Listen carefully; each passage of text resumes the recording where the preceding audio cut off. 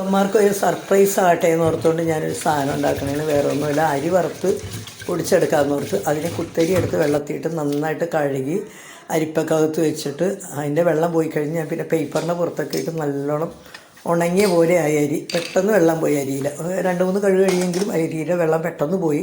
അതൊരു ചീനച്ചട്ടിക്കകത്ത് ഇട്ട് നന്നായിട്ട് വറുത്തെടുത്ത്. വറുക്കണതിന് മുന്നേ തന്നെ ഞാൻ അതിൻ്റെ അകത്ത് ഈ അരിയുടെ ഒപ്പം തന്നെ ഏലക്കയും ജീരകവും കൂടി അങ്ങോട്ട് ഇട്ടിട്ടുണ്ടായിരുന്നു. ഒരു 2 ഏലയ്ക്ക് കുറച്ച് ജീരകം ഇട്ടായിരുന്നു. അപ്പോൾ അതും കൂടി ഇടുമ്പോൾ ഒരു ടേസ്റ്റ് വരുമല്ലോ നമ്മൾ പൊടിക്കുമ്പോഴത്തേക്കും. ഇത് കണ്ട നന്നായിട്ട് മുരിഞ്ഞ് അങ്ങനെ നിന്നപ്പോഴത്തേക്കും 5 വന്നു. പെട്ടെന്ന് സർപ്രൈസ് കൊടുക്കാനിരുന്നതാണ്. അപ്പോൾ 5 കയറി വന്ന്. 5 വന്നപ്പോഴത്തേക്കും 5-നെ കൂടെ തേങ്ങയൊക്കെ ചിരണ്ടിച്ചേനെ. എന്നാൽ വേഗം തേങ്ങ ഇരണ്ടാലാന്ന് ഓർത്തുകൊണ്ട് അപ്പോൾ തേങ്ങ ചിരണ്ടി തന്ന 5. അപ്പോൾ തേങ്ങ ചിരണ്ടിയതും ശർക്കരയും കൂടി ഇട്ട് പൊടിച്ചെടുക്കുക.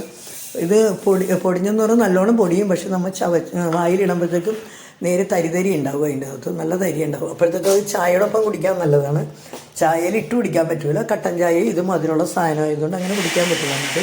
അപ്പോൾ ഞാനങ്ങനെ പൊടിച്ചെടുത്ത് 5 ആദ്യം ടേസ്റ്റ് ചെയ്തത്. 5-ന് ഭയങ്കര ഇഷ്ടമായി ടേസ്റ്റ് ചെയ്തപ്പോൾ തന്നെ. 5 പറഞ്ഞാൽ നല്ല സൂപ്പറാണമ്മേ, നല്ലതാണ് കേട്ടോ പറഞ്ഞുകൊണ്ട് 5 ഇരിപ്പുണ്ട്.